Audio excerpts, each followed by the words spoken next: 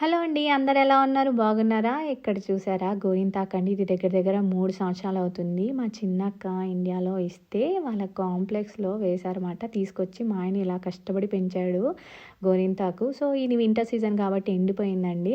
ఇలా కోస్తుంటే నాకు చిన్నప్పుడు గుర్తొస్తుందండి. మేము బీహెచ్ఎల్ క్వార్టర్స్‌లో ఉండేవాళ్ళమన్నమాట. మా ఇంటి పక్కన పెద్ద చెట్టు ఉండేది గోరింటాకు. అందరం చక్కగా కోసుకొని మా అమ్మ నూరి పెడితే చక్కగా పెట్టుకునేవాళ్ళమన్నమాట. ఇక్కడ కొంచెం ఎండిపోయిందని చెప్పి ఇక్కడ కొంచెం చిన్న మొక్కలు వేశారు. ఇవి కూడా గోరింటాకే మాట. అవి కూడా కొద్దిగా కోసుకున్నాను.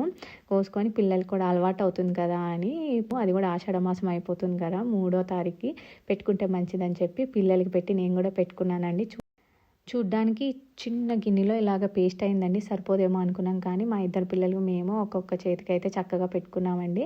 చాలా బాగా అనిపించింది. మా ఇంట్లో ఫస్ట్ గోరింటాకు ఫస్ట్ టైం మాట పెట్టుకోవడం. అది కూడా ఆషాఢ మాసంలో బాగా అనిపించింది. మీలో ఎంతమంది గోరింటాకు ఇష్టమో కమెంట్